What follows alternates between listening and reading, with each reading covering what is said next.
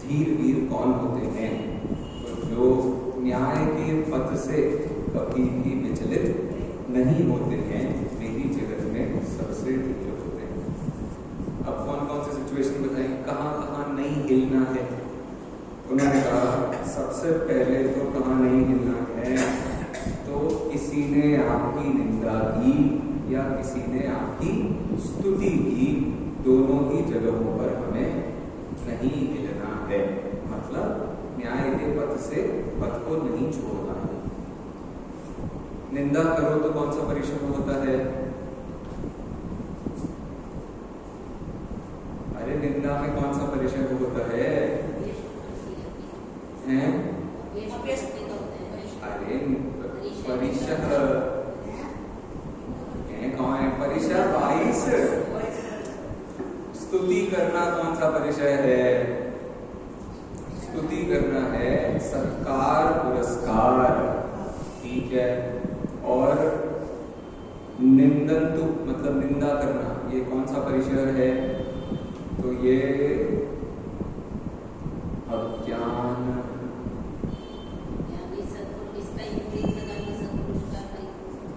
अरे लगा तो कोई भी लो, परिश्रमों के नाम में कौन सा नाम है? परिश्रमों के नाम क्या है? क्षुत, पिपासा, शीत, उष्ण, दंश, मशक, नाग्नि, स्त्री, चर्या, निषद्या, शय्या, आक्रोश, वध, परिदेवनानि, प्रज्ञा, पुरस्कार, अज्ञान, अदर्शनानि। अदर्शनानि कह सकते हो, किसी का अश्रद्धान करना अदर्शन कहा जा सकता है। तो आपकी निंदा की जाए या आपकी स्तुति की जाए, दोनों ही परिस्थितियों में आपको न्याय के मार्ग को नहीं छोड़ना चाहिए। दूसरा, लक्ष्मी आ जाए या चली जाए। हाँ लिखा है वो अपने, लक्ष्मी आवे या जावे। हाँ लाइन क्या है? लाखों वर्षों तक जीऊं या मृत्यु आज ही आ जावे। लक्ष्मी आवे या लक्ष्मी बढ़े, अधिकार बढ़ गया क्या? सही है, चलो तो आपको ख्याल में आ गया। तो लक्ष्मी आए या जाए, हर परिस्थिति में हमें बराबर होना चाहिए, उसमें भी न्याय के मार्ग को नहीं छोड़ना चाहिए। देखो तो अब जीवन कैसे चलता है हमारा? या तो कोई हमारी निंदा कर दे तो हम सुधारने के काम करते हैं, या कोई हमारी स्तुति कर दे तो छोड़ने के काम करते हैं। दूसरा, लक्ष्मी आ जाए तो भाई मैं चौड़ा बाजार सकरा, और लक्ष्मी चली जाए तो भाई मुझसे बुरा कौन है धरती पे। इसके बाद आपको जीवन में किस चीज का भय होता है? तो वो दो चीजें कौन सी बताएं? अद्यैव वास्तु मरणम तो युगांतरेहा।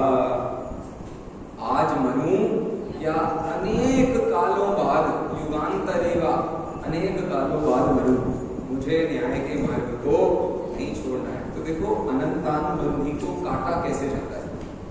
अनंतानुबंधी को अनंत अननानुबंधी से ही काटा जा सकता है।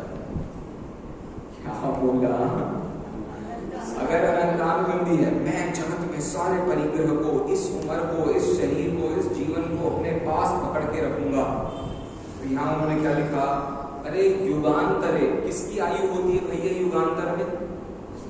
युग मतलब क्या होता है? एक कल्पकाल को युग कहते हैं। कल्पकाल कितना होता है भाई साहब? 6 अवसर्पिणी और 6 उत्सर्पिणी मिलाकर के एक युग होता है। और युगांतर मतलब क्या हुआ?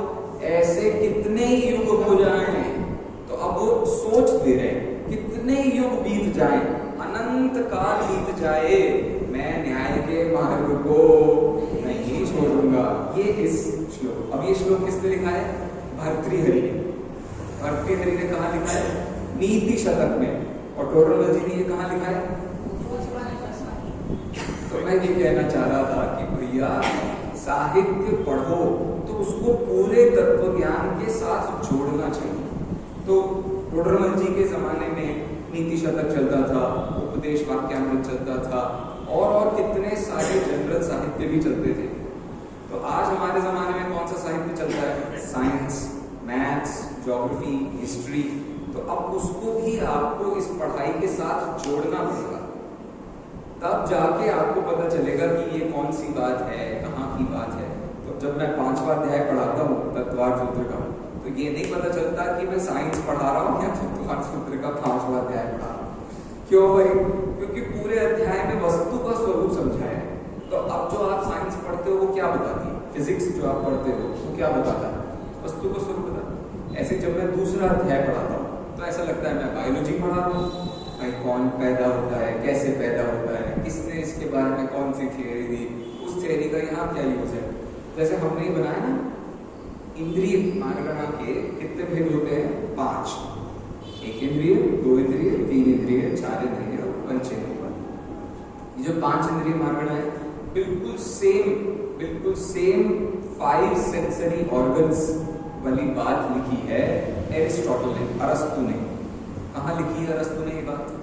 आज से भगवान महावीर के समकालीन के काल की बात है, 100 साल बाद की बात होगी। इतना पुराना आदमी जिसका भगवान महावीर से कोई संबंध नहीं था, इतने पुराने आदमी ने 5 इंद्रियों के जीव कैसे होते हैं, उनके लक्षण, उनका थोड़ा बहुत स्वरूप, वो सब लिख दिया। तो आशय मेरा क्या कहने का है कि पढ़ो, सब पढ़ो, लेकिन जब तक आपने उसको मोक्ष मार्ग में इसको कहाँ फिट करना है ये नहीं समझ में आया, तो प्रॉब्लम ये हो जाएगी कि आपकी सारी की सारी मेहनत पानी में चली जाएगी। और वही मेहनत क्या है? वो 2 जिंदगियों की मेहनत। 2 जिंदगी मत जियो, एक ही जिंदगी है, एक ही जियो है। धर्म की जिंदगी अलग, कर्म की जिंदगी अलग, ये इसमें कुछ दम नहीं है। तो वो घर की जिंदगी अलग, दुकान की जिंदगी अलग, मंदिर की जिंदगी अलग, ऐसा बहुत दिक्कत में आ जाओगे आप, परेशान रहोगे हमेशा। परेशान रखना तो बिल्कुल अच्छा नहीं है। मैं मंदिर का काम आपसे कराऊं और फिर आपको परेशान भी बनाऊं, इसमें कोई दम नहीं है। ठीक है, तो अब हम जो चर्चा कर रहे हैं, किस विषय की चर्चा कर रहे हैं? परीक्षा मुख नामक शास्त्र की हम चर्चा कर रहे हैं। उसी के बहाने से मैंने आपको श्लोक बताया, न्यायात् प्रविचलन्ति न पदम धीरा, धीर लोग कभी भी न्याय के पथ को नहीं छोड़ते। अब देखिए सबसे पहला क्या है भैया, हमने बताइए तो प्रमाण ज्ञान किसे कहते हैं? सबसे पहला सूत्र, प्रमाण ज्ञान किसे कहते हैं? बताइए।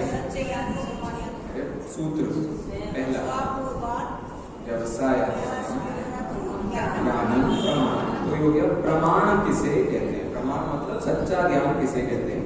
तो सच्चा ज्ञान क्या किताबों से आता है? सच्चा ज्ञान क्या किताबों से आता है?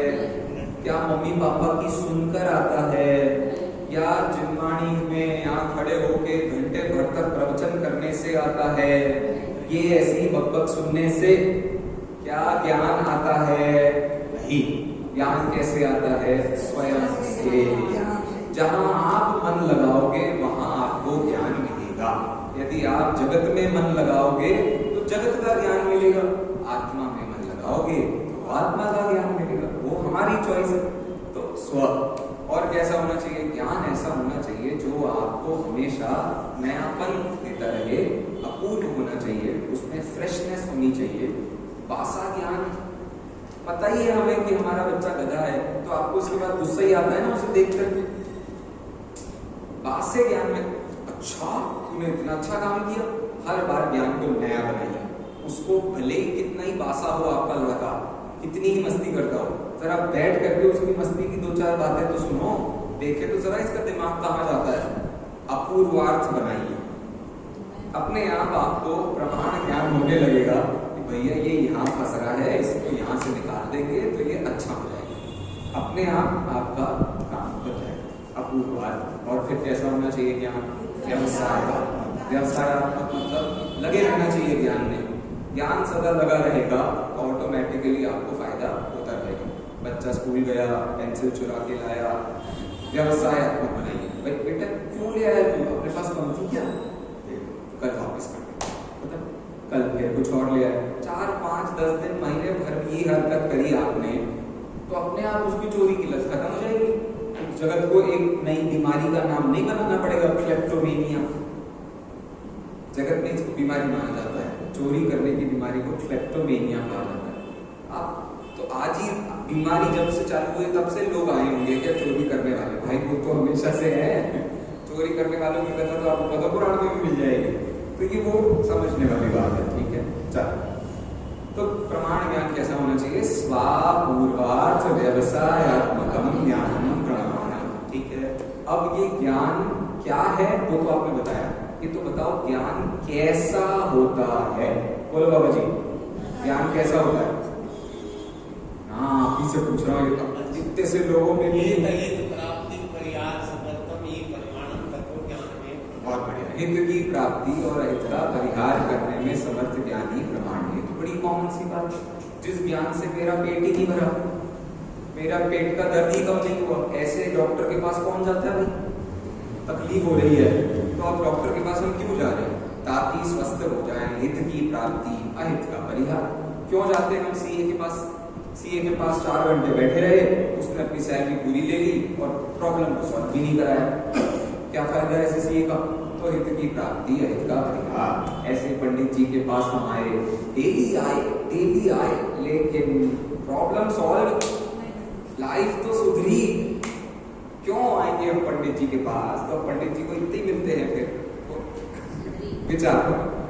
चलो नेक्स्ट चले हम, और कहाँ है भैया? हाँ, ये हो गया। अब वो ज्ञान जो होता है वो ज्ञान कैसा होना चाहिए, इस पर भी हमने बात कर ली। ज्ञान क्या है, इस पर भी हमने बात कर ली। अब वो ज्ञान की प्रोसेस, ज्ञान की प्रक्रिया, ज्ञान की क्या प्रक्रिया है भाई साहब? बताइए पापा जी, पढ़ो। बहुत बढ़िया, वो ज्ञान कैसा होना चाहिए? निश्चयात्मक, श्योरिटी वाला ज्ञान होना चाहिए। पक्की बात है, मैंने बच्चे को गलत समझा है या बच्चा गलत था, दोनों बातों के बीच जब तक आपको पक्का निर्णय नहीं होगा तब तक कोई काम नहीं करना। इसलिए इंद्रियों से जाने हुए के पीछे मत भागो। कहीं सुना है भाई यहाँ पर बहुत अच्छी पार्टी हो रही है, अरे पार्टी का स्वरूप तो समझो। पार्टी कहते किसे हैं? पार्टी कहते हैं जहां मजा आए, जहां अपनी डेली लाइफ से थोड़ी प्रॉब्लम कम हो, थोड़ी शांति मिले। तो भाई मंदिर भी तो पार्टी का स्थान ही हुआ। तो पार्टी का स्थान मात्र रात को शराब पी करके पड़े रहना तो नहीं हुआ। पार्टी का स्थान तो वहां हो सकता है जहां शांति मिले।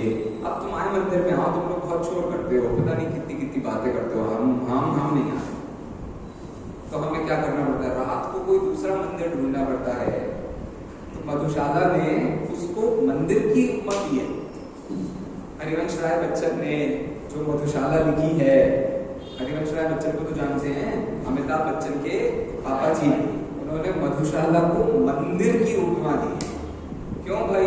मंदिरों में जाओ कषाय मिलती है, जबकि वो ऐसे स्थान होने चाहिए जहां से कषाय मिटनी चाहिए। लेकिन यहाँ शोर, वहां शोर, ये बातें, वो बातें, ऐसे जोर जोर से भगवान को भक्ति सुनाएंगे। भगवान सुन नहीं रहे हो आप, मेरा म्यूजिक सुनो, धक धक धक धक धक धक धक। भगवान मेरा सुर सुनो।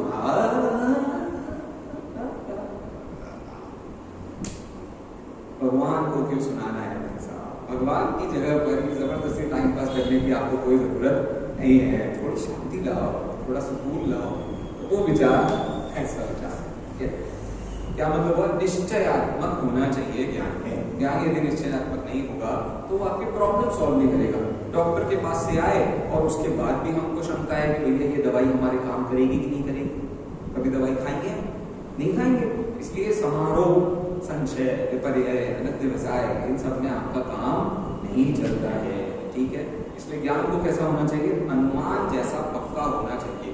दुकान में ऐसा ऐसा आइटम लाओ तो कस्टमर आते हैं, ये पक्का ज्ञान है कि नहीं है, इतना पक्का होना चाहिए। आपको आपके बच्चों का, आपको आपके मंदिर का, आपको सड़कों का, आपके राष्ट्र का, आपके पॉलिटिक्स का, हर चीज का जहां रह रहे हो उसका एक अच्छे से ज्ञान आपको होना चाहिए। यदि आप वहां कोई काम कर रहे हो तो हम पॉलिटिक्स में हमारा कोई काम नहीं है तो अब हमें वोट देने जाने में भी लगता है क्यों देना है, कैसे देंगे हम वोट किसी को भी दे दो, वहाँ ये क्या बात है।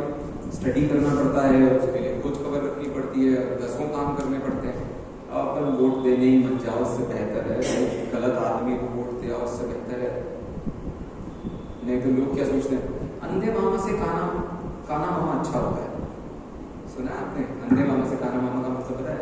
अंधे मतलब जिसकी दोनों आंखें चली गई हैं और काना मतलब जिसकी एक आंख बची है।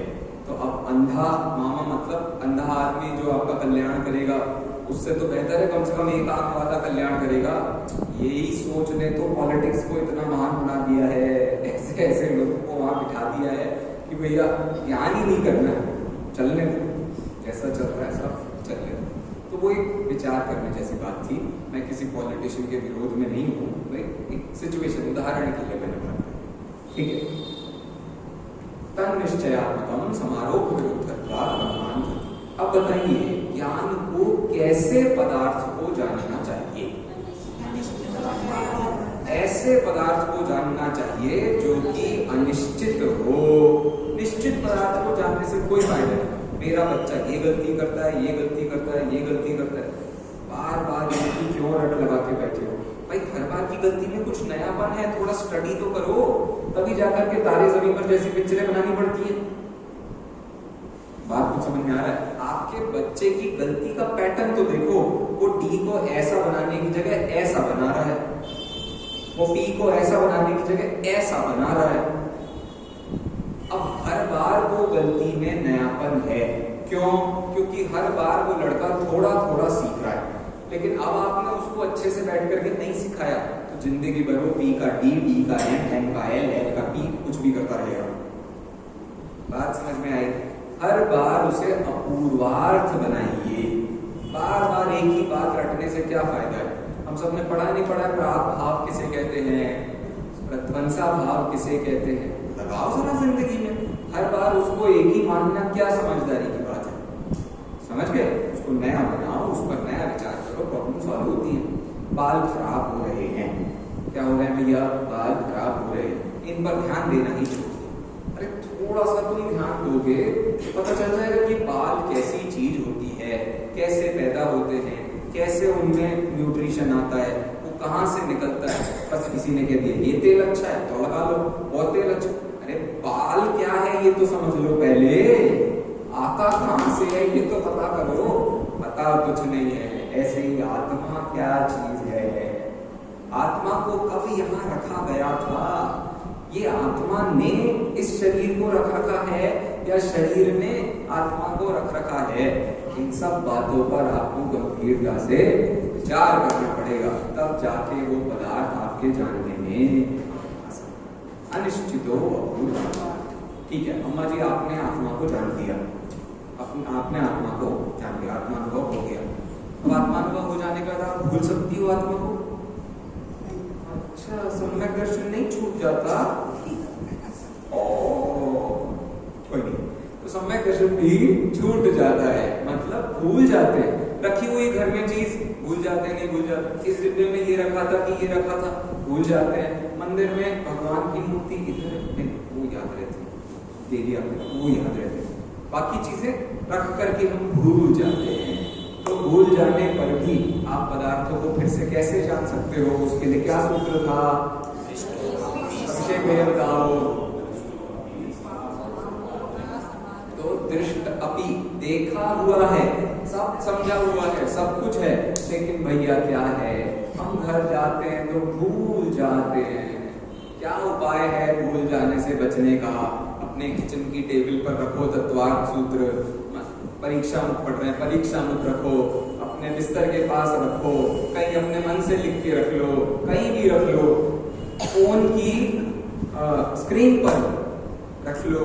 जब मौका पड़े भैया फोन खोला, वो परीक्षा मुख पढ़ना है परीक्षा। आपकी मर्जी है भाई साहब, आप अपनी मर्जी से देखो, घर के कंप्यूटर में भी टैली है, ऑफिस के कंप्यूटर में भी टैली है, फोन में भी टैली है। तो अब जब बैठे हो तब आपको मिल जाता है नहीं मिल जाता है भैया मेरा भी अकाउंट्स क्या चल रहा है, मेरा भी इस वाले आदमी से कितने लेने हैं, इसको कितने देने हैं, उसका ट्रैक रखते हैं कि नहीं रखते हैं।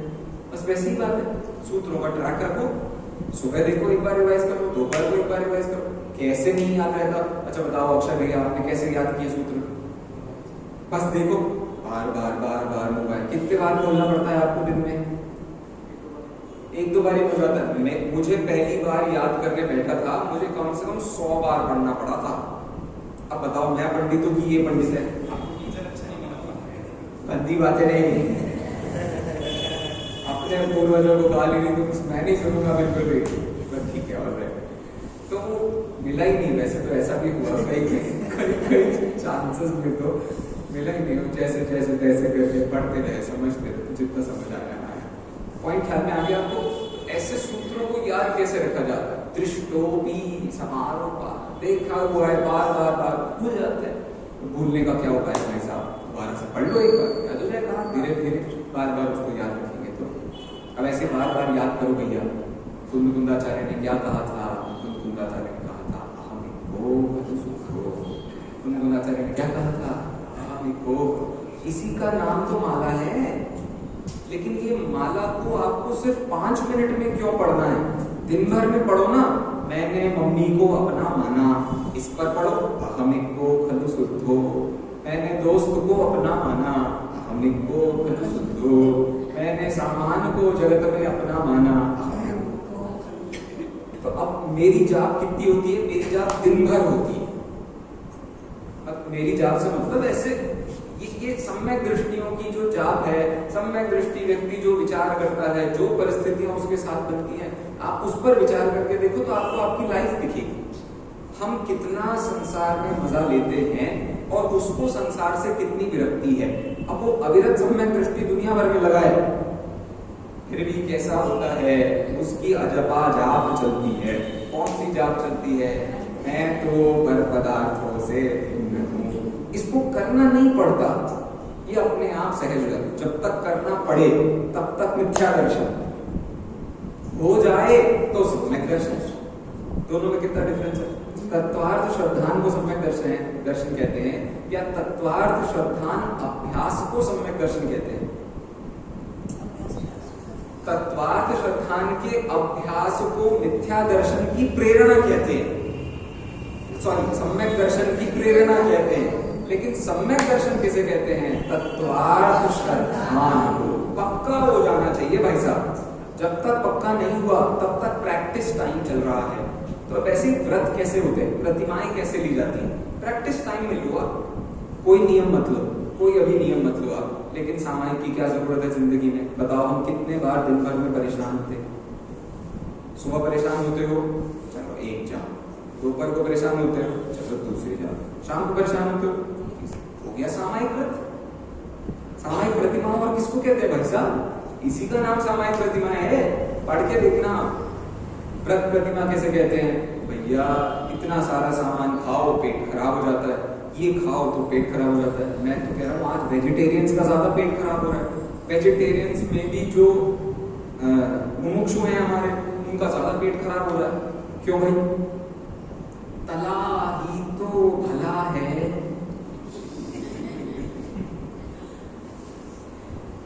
ये तला मतलब तामसिक प्रकृति, और बिल्कुल कच्चा खाओ आप। कच्चा खाओ मतलब चने कच्चे खाओ, गुड़ खा लो उसके साथ, आप गेहूं खाओ, खीर मत बनाओ, गेहूं का दलिया बना लो, दलिया खाओ। जितना आप सात्विक भोजन खाएंगे उतना आपकी प्रकृति सरल रहेगी, उतना आपको एक्साइटमेंट लेवल डिक्रीज होता है, प्रॉब्लम्स आपको कम दिखाई देती हैं। वरना लाइफ में सारे प्रॉब्लम्स कहाँ से खड़े होते हैं? चरक संहिता का पहला सूत्र है, क्या है? उदर उदरोपि सर्व समाधान कारक। बना दिया मैंने अभी ऐसे लिखा नहीं है। लेकिन पेट से ही सारे रोग और पेट से ही सारी निरोगता आती है। इस बात को लोग अध्यात्म तक लेके जाते हैं भाई साहब, और मैं इसे गलत भी नहीं समझता। क्या गलत है भाई? सही तो है। पेट मतलब क्या है? पेट मतलब मैं जीव हूं। अब पेट खराब है मतलब मुझे मैं जीव हूं इसका क्यों अनुभव नहीं हो रहा है? कर लो, पेट खराब है, सही कर लो। तो वो हर चीज का जड़ तक जाने की ये विचार की बात है। ठीक है, चलो। तो ये 5 सूत्रों तक हमारी जनरल बात हुई। अब सीधी सीधी बात इतनी थी कि जनरली पूरे भारतीय साहित्य को जब आप पढ़ेंगे तो आपको हमेशा 3 कोने नजर आएंगे। 3 कोने कौन से नजर आएंगे? एक तो आपको हिंदू कोना नजर आएगा। हिंदू कोना मतलब जिसमें वेद को पढ़ने वाले लोग, साहित्य को पढ़ने वाले लोग, अपनी आज मेजॉरिटी जो पब्लिक है भारत देश में, एक। दूसरा बिल्कुल ही पुराने टाइम से चल रहा है बौद्ध। बौद्ध मतलब ऐसे 4 हो गए, 4। बौद्ध मतलब ऐसे लोग जो बिल्कुल वेद को सही नहीं मानते हैं और वो अपना एक मार्ग उनका है जहां उनको कोई कठिन परिश्रम भी नहीं करना है। जैनी जैसा तप करते हैं, बहुत परिश्रम सहन करते हैं। क्या है भैया संबर की परिभाषा हमारे यहाँ? सदुक्ति समिति धर्मान उपेक्षा परिशहजय चारित्रयी दंश मशक नाग्न्यारति स्त्री चर्या निषद्या। भैया क्या है ये? इतना सब क्यों करना पड़ता है जैनियों को? भाई ये सब करना नहीं पड़ता। ये सब शरीर के धर्म थे। शरीर के धर्मों से रुचि खत्म हो गई, आत्मा में रुचि हो गई, तो बाहर से क्या लगता है? बहुत शक्तिशाली व्यक्ति है, बहुत सहनशील व्यक्ति है, बहुत ऐसा है, बहुत। तो अब जैनियों जितना कठिन परिश्रम भी नहीं करना है और वेदों को भी नहीं मानना है, तो कौन सा धर्म खड़ा हुआ? बौद्ध धर्म। जैन धर्म कैसा धर्म है भाई साहब? एक आत्मा का अनुभव ही सर्वश्रेष्ठ है, बाकी सब एक्स्ट्रा है। तो हम पूजन क्यों करते हैं? इसलिए नहीं क्योंकि हमें भगवान चाहिए, इसलिए क्योंकि भगवान की बात हमारे कान में चाहिए, हमारे ज्ञान में चाहिए, उनका विचार हमें चाहिए। स्वाध्याय क्यों करते हैं? ताकि हम उन शब्दों को रट न लें, इसलिए पढ़ते हैं ताकि उसका भाव हमें समझ में आए, तो पता चलेगा भगवान। ये सब शास्त्र सम्यक दर्शन के कारण माने। धर्सेनाचार्य ने, ये देखो, राजवार्तिक नाम का अपना एक ग्रंथ है, उस ग्रंथ में तत्वार्थ सूत्र क्यों लिखा, इसके संबंध में उन्होंने बहुत बढ़िया और मार्मिक पंक्ति लिखी है। उन्होंने लिखा कि जैसे धर्सेनाचार्य ने षट्खंडागम क्यों लिखा था? क्योंकि सब भूल रहे थे। अरे हाँ जी की ना जी, सब लोग आचार्यों की बात भूल रहे थे, इसलिए मैंने कौन सा ग्रंथ लिखा है? षट्खंडागम। तो अब राजवार्तिककार ये कह रहे हैं कि उमा स्वामी आचार्य ने इसलिए तत्वार्थ सूत्र नहीं लिखा था, इसलिए क्योंकि सब भूल रहे थे।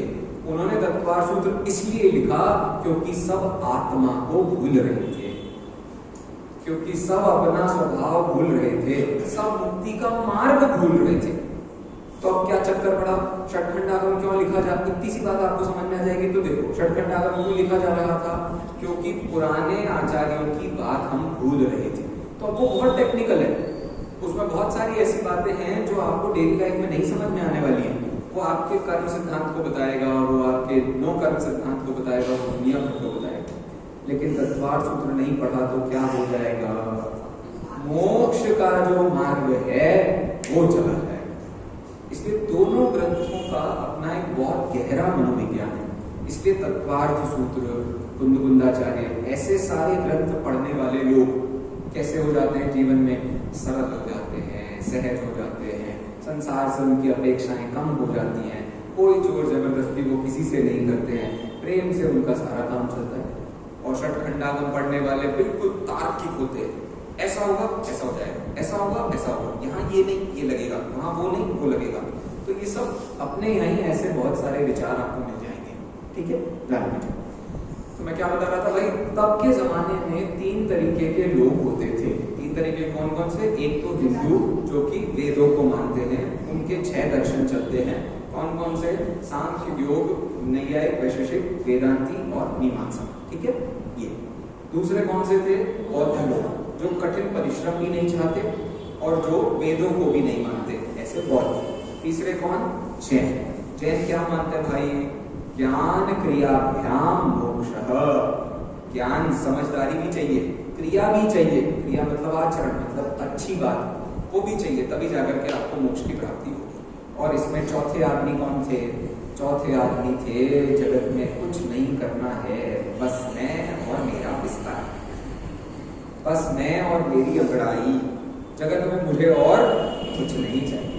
इस दर्शन का नाम क्या था? चारवाक। तो पूरा का पूरा भारत इन 4 हिस्सों में बटा था। आज भी आपको पूरी दुनिया में ये 4 हिस्सों वाले लोग ही मिलेंगे। कुछ ऐसे साइंटिस्ट भी मिलेंगे जो बहुत धार्मिक नेचर के, मुसलमान हैं फिर भी धार्मिक हैं। कई ऐसे साइंटिस्ट मिलेंगे जो हिंदू हैं लेकिन बिल्कुल धार्मिक नहीं है। तो हर तरीके का रेंज आपको दुनिया में मिल जाएगा। लेकिन इस 4 के बाहर भारत देश का हर व्यक्ति, इसके बाहर कोई नहीं है। सब इन 4 में ही बढ़ते हैं, इस 4 के अलावा दुनिया में और कोई व्यक्ति नहीं। ठीक है, क्या कह रहा था मैं? वो तो हुई, क्यों बता रहा था? हाँ, तो अब ये जो स्व शब्द लिखा है ना, स्व शब्द, इस स्व शब्द के लिए इतने सारे सूत्र क्यों लिखे? देखो, 6वां, 7वां, 8वां, 9वां, 10वां, 11वां, 6 सूत्र लिखे हैं सिर्फ स्व को बताने के लिए। क्यों? क्योंकि बौद्ध स्व को नहीं मानते। बौद्ध क्या कहते हैं? पर से ज्ञान होता है, स्वयं से ज्ञान नहीं होता। तो वो क्यों कह रहे हैं ये बात? क्योंकि परिश्रम नहीं चाहिए लाइफ में। तो जहां जो मिल गया उसको ग्रहण कर लिया और छुट्टी।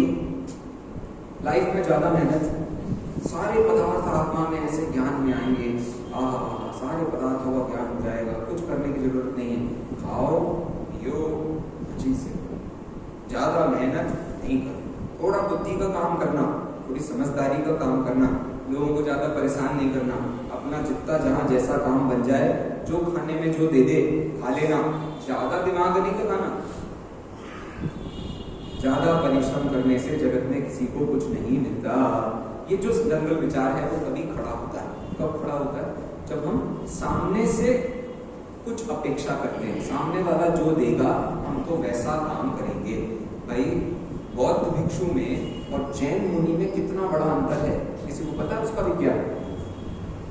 बौद्ध मुनि में और जैन मुनि में क्या अंतर है? बौद्ध मुनि जाएंगे और कहेंगे भिक्षाम देहि माम, घर में चिल्ला के बता रहे हैं कि भिक्षा दो मुझे। और जैन मुनि जाएगा, वहां नाक रगड़ के खड़ा होगा आदमी, महाराज हमसे ले लो, महाराज हमारा आहार जल शुद्ध है, महाराज। कितना बड़ा अंतर है भाई साहब। और जब तक विधि नहीं मिली महाराज ने खाया नहीं और उसका उन्हें कोई गम नहीं। ये है जैन मुनि भाई। साधारण कितना बड़ा अंतर है दोनों में, आप विचार करके देखो। आप हिंदू तो क्या है भाई, घर में जाएंगे, तुम्हारा सामान जो रखा होगा वो लेके और आ जाएंगे। बौद्ध तो कम से कम बाहर खड़े होके ही मांग रहा है, किसी ने मना कर दिया नहीं है तो वो चला जाएगा। जैन मुनि भाई इतना कठिन परिश्रम, भाई तुम्हें मेरी कीमत लगे तो मुझे दे दो, तुम्हें न लगे तो मेरे बाप का कुछ नहीं जाना, मतलब भाषा पे मत जाना मेरे। लेकिन इतना अटूट श्रद्धांजलि, इतना अटूट मैं आत्मा हूं, इसका भरोसा यदि मुनि को नहीं है तो आप विचार करके देखो वो जगत में जाता किस हिम्मत से है। विचार करके देखना, मैं आत्मा हूं, तुम भी आत्मा हो, ऐसा ही जीवन जीना है सबको। ये जो विचार है इसकी गंभीरता आपके पकड़ में आई, तब समझ में आएगा जैन मुनि क्या होता है, जैन मुनि की क्या कीमत होती है।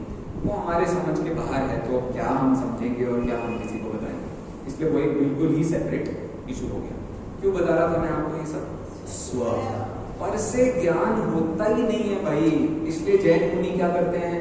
ज्ञान ध्यान तपो रक्तः, पर से ज्ञान करने का कोई काम नहीं है। लेकिन बाकी लोगों को क्या क्या करना पड़ता है? यम नियम आसन प्राणायाम, शरीर को जब तक हम नहीं बनाएंगे तब तक आत्मा की प्राप्ति नहीं होने वाली है। इसका मतलब ज्ञान कहाँ से हुआ? शरीर से हुआ। इंद्रियों को जब तक मैंने प्रबल नहीं किया तब तक मुझे ज्ञान, कितना पगलापन का विचार है। इंद्रिय जो छूट जाती है, संसार में शव इतने बार देखा है तो तुम्हें नहीं पता चला कि इंद्रियों से ज्ञान नहीं होता है, स्वयं से ज्ञान होता है। तो बौद्धों को ये बात समझानी, और बहुत बड़ी फिलॉसफी है भैया बौद्धों की। बौद्धों को भारत देश से भले ही बहुत हद तक खदेड़ दिया गया हो, लेकिन बौद्धों की फिलॉसफी बहुत फेमस है। मैं तो कह रहा हूँ जैन तो कहीं खदेड़े भी नहीं गए कहाँ? इतनी बड़ी फिलॉसफी है। मतलब आप देखो भारतीय कितने, अरे भारतीय कितने हैं? अच्छा इतने हो गए क्या? Thank you. 140 करोड़ 140 करोड़ भारतीय हैं। अच्छा होंगे 140 करोड़ में जैन कितने हैं? 50,000। अच्छा लाखों में 45 लाख। अरे 1 करोड़, चलो 140 करोड़ में 1 करोड़। पूरे विश्व भर में कितने जैन हैं? 1 करोड़ में लाख जोड़ लेना, और ज्यादा से ज्यादा, ठीक है। तो 1 करोड़ 1 लाख जैनी हैं। विश्व में टोटल पॉपुलेशन कितनी है? पूरे विश्व में कितनी पॉपुलेशन है? 700। कितना परसेंटेज हुआ ये? 0.002% कौन है भाई साहब? जैन है। लेकिन सारी यूनिवर्सिटीज में जैन दर्शन को पूरी एक फिलॉसफी की तरह रखा जाता है। जब भी भारतीय दर्शन पढ़ाया जाएगा, वो बच्चा कहीं का हो पूरे विश्व में, मुसलमान हो, हिंदू हो, कुछ हो, सिख हो, ईसाई हो, कुछ हो, उसको जैन फिलॉसफी पढ़नी ही पड़ेगी। ये है इज्जत जैन फिलॉसफी की भाई साहब। और हमने खो बैठी है, इसीलिए यूनिवर्सिटीज में धीरे धीरे करके वो एक एक पैराग्राफ भी खत्म करना चाहते हैं। इसलिए जैनियों को किसी भी दर्शन में तो डाल दो, क्या है, इनको मुसलमान भी कहा जा सकता है, इनको हिंदू भी कहा जा सकता है, इन्हें बौद्ध भी कहा जा सकता है, इन्हें कुछ भी कहा जा सकता है। कोई आएगा और आपको कहीं भी डालने का काम करेगा। बस कब जब आपको अपने ग्रंथ, आपकी फिलॉसफी नहीं पता होगी तो कोई भी आपको खत्म कर सकता है। इसलिए बताओ कितना गंभीर काम है ये कोई बच्चों का खेल नहीं है। इतने सालों तक इतनी पॉपुलेशन घटते घटते भी जैन दर्शन की सुरक्षा कर पाना, ये इतना अहिंसक धर्म है कि इसके पालने वालों की इतनी हिंसा हुई है। इतिहास पढ़ के देखना पड़ेगा आपको, तो पता चलेगा क्या हाल है। ये सब मैं क्यों बता रहा हूं? ये पर से ही ज्ञान होता है। लोगों को यही चाहिए है लाइफ में। मैं पढ़ाऊंगा तुझे तो तेरे बुद्धि आएगी, तुझसे स्वयं से बुद्धि नहीं आ सकती। मेरे ग्रंथ जब तक तूने नहीं पढ़े तब तक तुझे समझदारी, जब तक वेद नहीं थे तब तक सब गधे थे इस दुनिया में। वेद आए हैं तभी से समझदारी आई है। ये सारी बातें किसकी देन है? पर से ज्ञान होता है, पर से ज्ञान नहीं होता है, स्वयं से ज्ञान होता है। इस बात को समझने के लिए ये सारे सूत्र यहाँ पर दिए जा रहे हैं। ठीक है, चलो कैसे भैया स्व से ज्ञान होता है बताओ चंदन भैया, कैसे ज्ञान होता है स्व से? स्वोन्मुक्तया प्रतिभासनम स्वस्य जगत्या। स्वयं के उन्मुख होकर आप अपने ज्ञान पर्याय को देखो, अपने आप आपको जगत में ज्ञान का ज्ञान हो जाएगा। अवधि ज्ञान बताओ कैसे होता है? कितनी कंट्रीज घूम लूंगा कि मुझे अवधि ज्ञान हो जाएगा? बताओ स्वोन्मुक्तया, अपने उन्मुख हो जाओ बस, तुम्हें हो जाएगा अवधि ज्ञान। मना पड़े ज्ञान के लिए बताओ कौन कौन से मेरे को कोने कोने देखने। मुझे नीदरलैंड्स के लेफ्ट साइड में जो 5th नंबर का इग्लू है उसके अंदर रहने वाले लोगों के मन को जानना है। क्या करना पड़ेगा? जाना पड़ेगा, उन लोगों से मिलना पड़ेगा। ऐसा कुछ मना पड़े ज्ञान करने के लिए कहीं नहीं जाना पड़ता। और फिर कौन है भाई इन सब का पिताजी? केवल ज्ञान। केवल ज्ञान करने के लिए बताओ कहाँ जाना पड़ता है? कहीं नहीं, सिर्फ यही इसलिए कैसा ज्ञान कैसा होता है? स्व की उन्मुखता से होता है। इंद्रियों से ज्ञान नहीं होता, मन से ज्ञान नहीं होता, ज्ञान तो ज्ञान से होता है। बस ज्ञान कभी आपने इंद्रियों से किया ही नहीं है। कोई भी देखो ऐसा होता है, मम्मी प्यार से कुछ कर रही हो ना, तो पैर में कितनी बड़ी चोट हो पता नहीं चलती। पापा की गोदी में लेटे हो, कितना ही पेट में दर्द हो, कुछ नहीं पता चलता। क्यों भाई? इंद्रियों से ज्ञान होता ही नहीं है। कैसे होता है? स्वोन्मुखतया, स्वयं के उन्मुख होकर। उस जगह आपके ज्ञान को ले जाना पड़ेगा तो आपको दर्द होगा। और फिर कई बार दर्द चोट में कहीं हो रहा होता है, लेकिन आप थोड़ा सा ही आंखें बंद करके विचार करो ना। जैसे मेरा एक एक्सीडेंट हुआ था, बहुत बड़ा एक्सीडेंट हुआ था, हाथ पैर सब छिल गए थे, बहुत बहुत बड़ी। तो अब दिक्कत क्या हुई? दिक्कत ये नहीं हुई कि मैंने उस चोट को ठीक किया। दिक्कत तब हुई जब मुझे 15 दिन बाद पता चला कि वहां पर एक मुंदी चोट भी थी।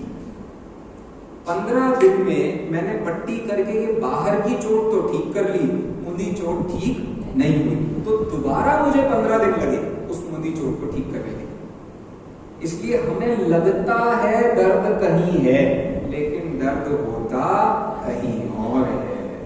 तो हमें लग रहा है दर्द कहाँ है?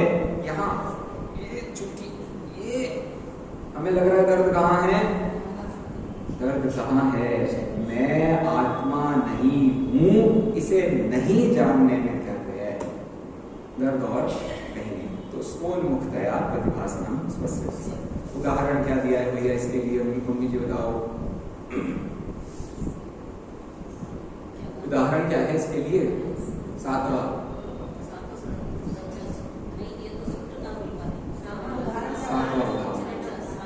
उसी के लिए उदाहरण। तो जैसे अर्थ कैसे जानते हैं हम? पदार्थ की ओर उन्मुख होकर। ऐसे ही जगत के सारे पदार्थों को हम कहां से जानते हैं? स्वयं की ओर उन्मुख होकर। तो अब वो उदाहरण के लिए अर्थ नाम दिया था। वास्तव में हम पदार्थों को नहीं जानते, हम सिर्फ अपने आप को ही जानते हैं। जैसा हमने पदार्थ को मान लिया है, हम वैसा ही मानते हैं। तो उस दृष्टि से उसकी बात होती है। चलो, तो एक उदाहरण इसके लिए दूसरा उदाहरण भी दिया है। बताओ भैया दूसरा उदाहरण क्या दिया है? ये सबसे बढ़िया उदाहरण है। पदार्थों को कैसे जानते हैं भैया हम? मैंने चिन्मय भैया को अपने आप से जाना। मैंने कैसे जाना कि ये लड़के का नाम संभव है? मैंने अपने आप से इसकी मार्कशीट में, इसके आधार कार्ड में, इसके वोटर आईडी कार्ड में, इसके और क्या क्या कार्ड होते हैं, ड्राइविंग लाइसेंस जो भी कार्ड है, पैन कार्ड में देखकर क्या जाना ये संभव है। तो जगत के पदार्थों को हम कैसे जानते हैं भैया? मैंने स्वयं से इस पदार्थ को जाना। तो अब इसमें स्वयंपना कहां कहां है ये बताइए। स्वयं से मैंने क्या क्या काम किया? मैंने, इसमें स्व हुआ कि नहीं हुआ? स्वयं से स्व हुआ, और जाना ये भी स्व हुआ। लेकिन किसको? सामने वाले पदार्थ को। तो अब क्या समझते हैं हम? पर को जाना, इसका मतलब क्या हुआ? पर से जाना। तो आचार्य क्या कह रहे हैं भैया? ऐसा नहीं होता। अर्थस्येव तदुन्मुक्तया, पदार्थ को देखा ना तो हमें पदार्थ का ज्ञान हो गया। ऐसा એવું નથી છે। કેમ છે ભાઈ? આમાં એવું છે। स्वोन्मुक्तया, स्व की उन्मुखता से ही जो व्यवसाय होता है वो ही जाना जाता है। भैया मैंने वहां पर 10 आईडी देखी थी। 10 आईडी देखने पर देखो कौन करता है ये काम? पुलिस वाले। पुलिस वाले क्या काम करते हैं? जब उन्हें दोषी को पकड़ना होता है, हिट एंड रन का केस होता है ना, हिट एंड रन का, तो दोषी को कैसे पकड़ते हैं? तो दोषी पहले 6-7 लोगों को वहां खड़ा कर देंगे। अब उस व्यक्ति ने जिसको पहले देखा होगा वो उस व्यक्ति को स्मृति में ला लेता है। भाई ये वाली शक्ल तो मैंने लाइफ में नहीं देखी, ये वाली नहीं देखी, ये वाली, ये तो मेरा भाई है, भाई साइड में करो, ये की बात है, यही शक्ल देखी देखी सी लग रही है। हाँ उस दिन ये वाली शक्ल ही शायद देखी है मैंने। अरे ये तो वो आदमी है, ये यहाँ पर इसके कट था, मैंने इससे पूछा भी था ये आपको कैसे चोट लग गई। कौन इस्तेमाल कर रहा है इसको? पुलिस वाले। लिखा कहाँ है? स्वोन्मुक्तया प्रतिभासनम स्वस्य व्यवसाय। स्व की उन्मुखता से ही आपको जगत में ज्ञान होता है। पर पदार्थों से ज्ञान हो रहा होता तो देख रहे हो ना, इतने सारे लोग, 4-4, 5-5 लोगों में सब तो आपको दोषी क्यों नहीं दिखाई दे रहे? वही दिखाई देता है जो याद रह जाता है। इसीलिए हमेशा चोरों को क्या कहा जाता है? अपनी प्रोफाइल लो रखनी चाहिए। चोरों से क्या कहा जाता है? बहुत फेमस मत हो जाना, वरना सबको पता चल जाएगा तुम कैसे आदमी हो। बात समझ आए? प्रोफाइल लो रखो। आपको यदि भाई साहब कभी मन हो कोई चोरी करने का, तो मैं आपको तरीका बता रहा हूं। चोरी ऐसे करते हैं। चोरी करने के लिए कभी ट्रस्ट का मंत्री बना छोड़, मतलब ट्रस्ट का अध्यक्ष छोड़ना पड़ेगा, क्योंकि आप अध्यक्ष बन गए, सबको पता चल गया। अब आप चोरी कैसे करोगे? इसलिए चुपचाप पद छोड़ दो, ये छोड़ दो, वो छोड़ दो, जल्दी से। इसीलिए आचार्य पद छोड़ना पड़ता है, तभी साधु बनने पर मुक्ति हो सकती है। अन्यथा आपको मुक्ति संघ में रहते रहते भी मुक्ति नहीं होती है। तो साधु, मूलाचार की बातें बता रहा हूं मैं आपको, साधु को छोड़कर जाना पड़ता है अपना संघ, परमिशन लेके। आचार्य मैं अब इसके लिए जाना चाहता हूँ, श्रेणी मांडने के लिए जाना चाहता हूँ। वो व्यक्ति संघ छोड़ के जाता है, वहां ध्यान लगाता है और छुट्टी। तो आशय, अब बहुत सारी बातें उसमें, मैं कितनी बातें आपको बताऊंगा, फिर आपको मूलाचार्य पढ़ना पड़ेगा उसके लिए। तो यहाँ आशय समझिए। आशय क्या है? स्व की उन्मुखता से होने वाले ज्ञान को ही सच्चा ज्ञान कहते हैं। पर की उन्मुखता से कोई ज्ञान सच्चा नहीं होता। तो घटम अहम आत्मना वेदि, जैसे मैंने में स्व दिख रहा है आपको, आत्मना मतलब स्वयं से, इसमें स्व दिख रहा है। और क्रिया, क्रिया कौन सी भाई? वेद में, उस क्रिया में भी कौन दिख रहा है? स्व। ऐसे ही भाई घट में क्यों पर को देख रहा है? घट भी तू स्वयं से ही जान रहा है। घट की गोलाई कैसी है, मोटाई कैसी होती है, अंदर क्या है, बाहर क्या है, कौन से घड़े में घी रखा है, कौन से घड़े में दही रखा है, कौन से घड़े में पानी रखा है। ज्ञान किसको है? ये स्वयं को। इसलिए पर पदार्थों से ज्ञान नहीं होता। इसलिए घी की परिभाषा क्या होती है? तो जनरली लोगों को घी और तेल की परिभाषा में अंतर नहीं पता। तेल की आपको जीवन में आवश्यकता ही नहीं है सिवाय शरीर पर मसाज करने के, लेकिन घी की आपको प्रतिदिन आवश्यकता है यदि आपका काम बोलने का है तो, यदि आपका काम लोगों को पट्टी पढ़ाने का है तो, जैसे पट्टी, यदि आपका ऐसा काम है तो आपको घी की बहुत आवश्यकता है। अन्यथा घी की भी आपको लाइफ में कोई आवश्यकता नहीं है भाई साहब। वसा बनाने के लिए, मतलब मैं बिजनेस करता हूँ, बिजनेस क्यों करता हूँ? ताकि मुझे दिमाग बहुत लगता है, उसमें बहुत सारा काम किया जाता है, पैसा बहुत आता है। तो घी क्यों खा रहे हो तुम? क्योंकि घी खाने से क्या हो रहा है? एक जगह पे बैठे हुए हो तुम, सड़ रहे हो। अब सड़ते सड़ते वो घी भी तो शरीर में सड़ेगा ही। एक्टिविटी करो, 2-4 बार उछलो कूदो, घी बच जाए, तुम्हारा काम खत्म है। अब शरीर के अंदर जितना भी, जैसे जिसकी बीमारियां ज्यादा फटती हैं, हाथ बहुत फटते हैं, शरीर बहुत रूखा है, इसके शरीर में किसकी कमी है? घी नाम के विटामिन की कमी है इस व्यक्ति के शरीर में। ऑटोमेटिकली धीरे धीरे घी खाएगा, एक्सरसाइज करेगा, पूरी बॉडी को घी मिल जाएगा। और ज्यादा रूखापन लगे तो थोड़ी देर के लिए बाहर से लगा लो, क्या फर्क पड़ता है? लेकिन अंदर नहीं गया तो फिर बाहर पे लगा के भी कोई फायदा नहीं। इसलिए हम कहाँ काम करते हैं? हम यहाँ काम करते हैं। अरे टाइम बताना पड़ेगा आज मुझे। हाँ, हम कहाँ काम करते हैं?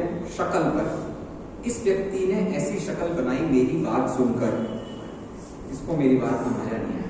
इस व्यक्ति, आउटर को मत देखो, इनर को देखो। आउटर अपीयरेंस से कुछ नहीं होने वाला है, किसी को भी बाहर से देखने से कुछ नहीं होता है। ये पट्टी पढ़ानी पड़ती है मार्केटिंग में, सेल्स में। मार्केटिंग सेल्स में बच्चों को ये सिखाना पड़ता है। क्या सिखाना पड़ता है?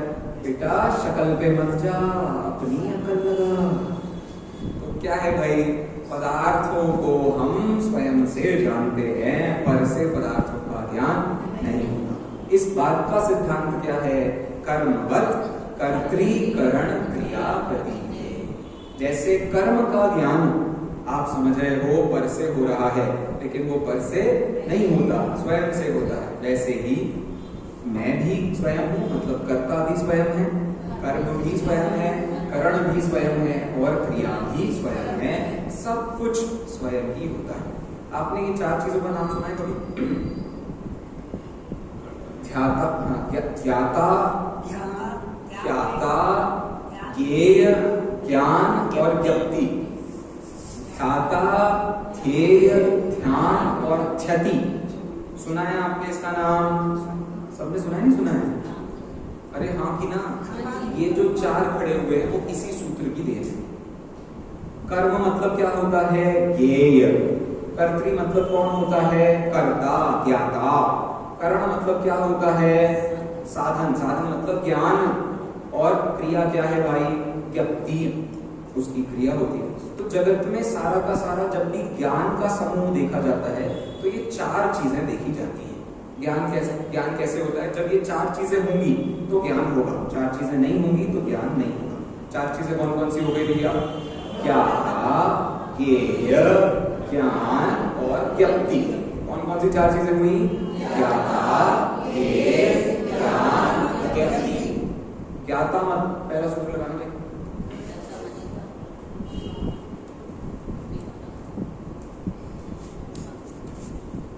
क्या है भैया ये शब्द? स्व मतलब ज्ञाता, अपूर्वार्थ मतलब अर्थ, पदार्थ, क्या बात है? ये व्यवसायत्मक मतलब क्रिया। अरे भाई लड़के तो हो गए। ज्ञान क्या है भाई? ज्ञान, साधन।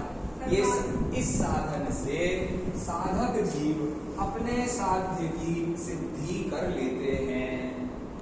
तो साधक, साध्य, साधन और साधन की क्रिया, ये सब कुछ मिलकर के अपना कार्य व्यक्ति करता है। तो ये सारे जो सूत्र दिया हुआ है, इस सूत्र में क्या बताना चाह रहे हैं? तो इस सूत्र में यही चार चीजें बताई जा रही हैं जिनका विस्तार चल रहा है। तो अब हम किसकी बात कर रहे हैं? ज्ञाता। ज्ञाता कौन होता है? ज्ञाता मैं होता हूँ कि पर होता है? ज्ञाता मैं होता हूँ क्योंकि मुझसे ही ज्ञान आता है। ज्ञान मेरा स्वभाव है। तो वो ज्ञान स्वभाव को बताने के लिए ये सारी मेहनत यहाँ हो रही है। ख्याल में आ गया आपको? थोड़ी बार तो कर्मवत, जैसे हम समझते हैं कि पदार्थ कौन है? पर। लेकिन पदार्थ पर नहीं है। क्यों भाई? क्योंकि जानने वाला मैं हूँ, जानने की क्रिया करने वाला मैं हूँ, जानने का साधन भी मुझ में ही है। तो फिर जानूंगा भी मैं किसको? स्वयं को। मैं कभी पर को नहीं जानता। स्कूल कॉलेज में बैठने से बच्चों की पढ़ाई और नंबर नहीं आते हैं। पढ़ाई में जब व्यक्ति स्वयं मन लगाता है तब उसके नंबर आते हैं। किताबों से यदि ज्ञान होता तो अमीरों के बच्चे स्कूल कॉलेज में टॉप करते हैं। लेकिन कौन फेल हो रहा है? गरीबों के बच्चे टॉप करते हैं, अमीरों के बच्चे फेल होते हैं। संयम भैया बहुत ऐसे ही हम इसको अगला सूत्र कह रहे हैं। अगले सूत्र में क्या कहा उन्होंने? जैसे आपको जीवन में हर चीज का अनुभव कैसे होता है, हर चीज को आप शब्दों में व्यक्त करते हो।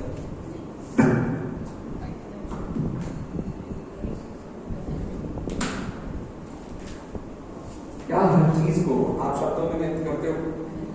शब्दों में व्यक्त किए बिना आपको जगत में ज्ञान होता है कि नहीं होता? बस ये बात याद रखिए। बोलिए। शब्दानुच्चारणे भी, शब्दानुच्चारणे भी स्वस्यानुभवनम अर्थवत्। पदार्थों, देखो मैं इतने सारे पदार्थों को जान रहा हूँ अभी, लेकिन क्या मैं सबके नाम फटाफट बोल रहा हूँ? नहीं। तो शब्द अनुच्चारणे भी, शब्द नहीं बोलने, शब्द उच्चारण बोलना, अनुच्चारण नहीं बोलना। तो शब्द बिना बोले भी क्या हो जाता है भैया? स्व का अनुभव हो जाता है। कैसे? पदार्थ को जानने के समान। तो जैसे आज तक भैया आपकी अकाउंट शीट ने आपसे बात की, आपकी बैलेंस शीट ने कभी आपसे बात की? तो उस पदार्थ को बिना बोले भी आप जान रहे हो ना? ऐसे ही जगत में बड़बड़ाने की कोई जरूरत नहीं है। पदार्थ पदार्थों का ज्ञान स्वयं से होता है। रटने के लिए बार बार बोलना बोलना बोलना बोलना ये बच्चों का खेल है। बार बार रटने के लिए उन शब्दों को रिपीट वो करते हैं जो 2 साल के बच्चे होते हैं। भाई बड़े होने का मतलब ही यही है, अब बिन बोले ही प्रकट कर रही निज ज्ञान का अवभास। बिना बोले ही आपको दुनिया में सब पता चल जाता है, घर की सारी हालत पता चल जाती है। तो ये शब्द को बोले बिना ही ज्ञेयों को कैसे जान लेते हैं हम? अपने आप स्वस्य अनुभवनम, स्वतः ही अनुभवन है। कौन? जगत के सारे पदार्थ, जितना भी जगत में काम हो रहा है वो किससे हो रहा है? स्वयं से हो रहा है। गलती से ये मत सोचिए कि आपको बच्चे की कमी पकड़ने के लिए बार बार उसकी पुलिसगिरी करनी पड़ेगी। चल रहा कॉपी दिखा, चल रहा डायरी दिखा, नहीं करना पड़ेगा आपको। शक्ल देखो उसकी, बेचारा परेशान है, बीमार है, पास में जाओ बात करो। बेचारा बहुत खुश है, आज किसको पीट के आया, थोड़ी उससे वैसी बात करो। फिर तो सीधा सीधा क्या मतलब हुआ? हर चीज में कोई पुलिसगिरी करनी नहीं पड़ती। हमारे यहाँ भारत देश में भाई साहब तलाक क्यों करवाने पड़ते हैं? पुलिसगिरी के चक्कर में। महिलाएं पुरुषों पर पुलिसगिरी करती है, पुरुष महिलाओं पर पुलिसगिरी करती है। अरे घर आता है उसकी शक्ल देखो, परेशान है आदमी, थोड़ी देर बढ़िया खिलाओ पिलाओ, बातें करो, खत्म। बातें बता नहीं रहा है या बता भी रहा है हमें समझ नहीं आ रही, हाँ सही कह रहे, हाँ सही कह रहे, चलने दो चलने दो। अपने आप प्रॉब्लम क्या हो जाएंगी? सारी प्रॉब्लम्स खत्म। कैसे भाई? बिना बोले ही, बिना बोले ही भाई साहब पदार्थों का ज्ञान हम करते हैं। पदार्थ नहीं आके अपनी अटेंडेंस लगा के जाते हैं हमारे ज्ञान में। ये इतनी सी बात, इतने बड़े सूत्र में एक एक सूत्र ध्यान के मंत्र हैं, ये एक एक सूत्र पूजा की योग्यताएं हैं। शुद्ध ज्ञान पढ़ते हैं हम ग्रंथों को, पूजा पढ़ते हैं नहीं पढ़ते हैं? पूजा पढ़ने से भगवान खुश हो जाते हैं क्या? पूजा पढ़ने से हम खुश हो जाते हैं क्या? पूजा पढ़ने से कोई जगत में खुश हो जाता है क्या? नहीं। तो पूजा किसे कहते हैं? पूजा तो उसे कहते हैं भैया जो हमें अपने आत्मा में शांति दिला रहा है, उसका नाम पूजा है। तो उस दृष्टि से ये बात यहाँ पर बनाने वाली, ठीक है। अब इसी बात का समान करते हुए बात करें, भाई एक सूत्र मिसिंग है यहाँ, प्रिंटिंग में मिसिंग है,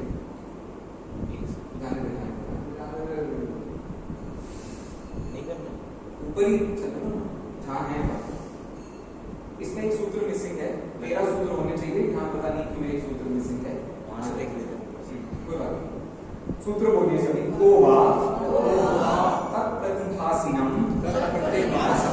अर्थम अध्यक्षम इच्छन् तदेव तथा नेच्छेद। इसको कहते हैं व्यंग।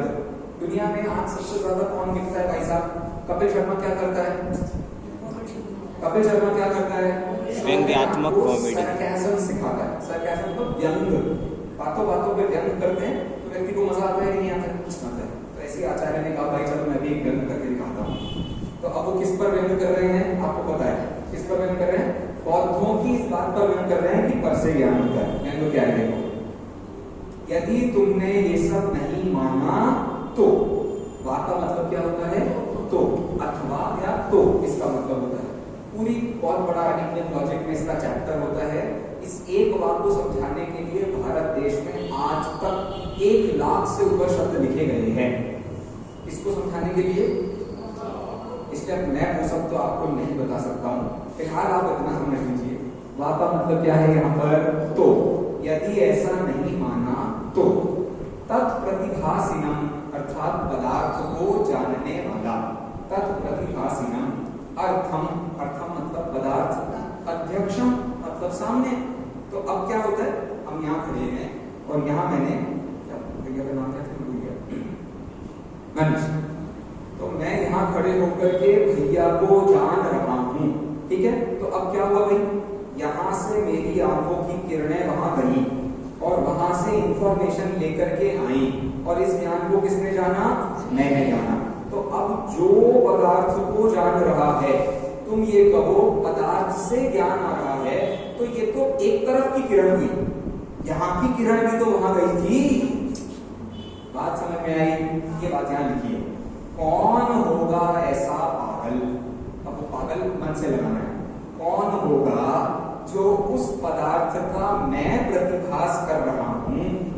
अपने ज्ञान के द्वारा उस पदार्थ को जान रहा हूं, उसको तो माने, लेकिन तदेव तथा न इच्छे, लेकिन उस ज्ञान को तथा अर्थात स्वयं से होने वाला न माने। तो कौन ऐसा पागल होगा, कौन ऐसा प्रतिभास ऐसी जानकारी करेगा कि भैया पदार्थ को तो मैंने जाना, लेकिन पदार्थ को पदार्थ से जाना, स्वयं से नहीं जाना, ऐसा पागल कौन होगा? तो वो उनको व्यंग करके बता रहे हैं। तो इस कारण से मस्ती खत्म हो जाती है। बहुत ज्यादा मस्ती हो जाती है तो फिर बहुत उल्टी बात कहेंगे, फिर हम उल्टी बात कहेंगे, फिर वो उल्टी बात कहेंगे। लेकिन अब क्या करें, समझाना है तो समझाना ही है। और इतने सालों से देखो, कुंदकुंदाचार्य ने बौद्धों को समझाया, समंतवज्राचार्य ने बौद्धों को समझाया, अकलन देव ने बौद्धों को समझाया, उनको नहीं समझ में आ रही है ना, इसलिए आचार्य ने जोक मार दी। आप समझ गए आप? नहीं तो इतनी हिम्मत क्यों हम किसी को बुरा भला देखें? अपन जैनी कहते हैं ना, एक ग्रह दूसरे ग्रह का कुछ करता नहीं है, तो क्यों किसी का मजाक उड़ाना? अब भैया बहुत साल हो गए हैं, वो सुनने को ही तैयार नहीं है, तो उन्होंने केवल एक व्यंग की शैली में बात लिख दी। नहीं तो आप कहो भाई हमारे मुनिराज गीतराज होते हैं, वो व्यंग कैसे करेंगे? अब कौन समझाएगा तुम्हें सब कुछ? चलिए लास्ट क्या है, इसके बाद है प्रदीपवत। बोलिए प्रदीपवत। दिए को जानने के लिए कितने दिए जलाने पड़ेंगे आपको? दिए को जानने के लिए कोई दिया नहीं, इसलिए मैं कौन हूँ? ज्ञान स्वभावी हूँ। तो ज्ञेयों को जानने के लिए तो ज्ञान चाहिए, ज्ञान को जानने के लिए कौन सा ज्ञान चाहिए? कोई नहीं चाहिए। इसको कहते हैं प्रदीप के समान। तो स्वयं से मैं स्वयं को जान लेता हूँ। देखो भैया लगा दिया प्रदीपवत। देखिए कभी कभी ऐसा होता है कि दो ग्रंथ अलग अलग बन जाते हैं। कभी कभी परीक्षा मुख में इस सूत्र को अलग भी गिना जाता है और कभी कभी इसको इसके साथ भी गिना जाता है। तो उस अपेक्षा से कभी 12 या कभी 13 व्याख्या कारण की दृष्टि से उसमें चेंज आ जाता है। ठीक है, अब अंतिम बात बताइए, ये जो आपने पदार्थ को स्वयं से जाना है, अपूर्व जाना है या व्यवसाय करके जाना है, अब इस पदार्थ को आप जानते कैसे हो? इस पदार्थ को जन्माने में मम्मी मदद करेगी, पापा मदद करेंगे या आप स्वयं से जान लोगे? तो जितना ज्ञान आपको नहीं होगा पहले से, वो तो कोई मम्मी ही कराएगी। बचपन में मम्मी कराती नहीं, आप ही लोग कराते नहीं बच्चों, बचपन में ज्ञान कराते। जब बच्चे को उसकी प्रैक्टिस हो जाती है तब क्या होता है? वो स्वयं से जान लेता है। वो यहाँ लिखा है तत्प्रामाण्यम स्वतः, स्वयं से। जहां आपको प्रैक्टिस हो गई है वहां जानने के लिए किसी की जरूरत है नहीं, लेकिन जहां प्रैक्टिस नहीं हुई है वहां क्या करना पड़ेगा?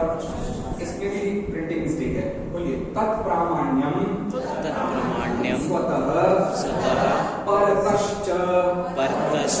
ठीक है, तो यहाँ पर एक त मिसिंग है। तो वो जो प्रामाण्य होता है वो स्वयं से होता है और पर से होता है। जहां आपको पहले से पता है, भैया आपको कोर्ट का रास्ता पता है तो किसी से पूछना पड़ता है आपको रास्ता? नहीं। लेकिन पहली बार जब आप यहाँ आए थे और आपने कोर्ट का रास्ता जाना था आपको, तो किसी से पूछना पड़ा था कि नहीं? सीधी बात। तो नहीं पता होगा तो क्या करेंगे? किसी से पूछ करके उसको स्वापूर्वार्थ व्यवसायात्मक बनाएंगे। और जहां पता है वहां क्या करेंगे? स्वयं से ही स्वापूर्वार्थ व्यवसायात्मक ज्ञान बनाएंगे। इस प्रकार ये पहला अध्याय यहाँ पूरा होता है। आप सब इसको पढ़िए, इसका चिंतन कीजिए, मनन कीजिए। आपको जीवन में अवश्य आनंद और शांति की प्राप्ति हो, इस आशा से मैं यही विराम देता हूँ।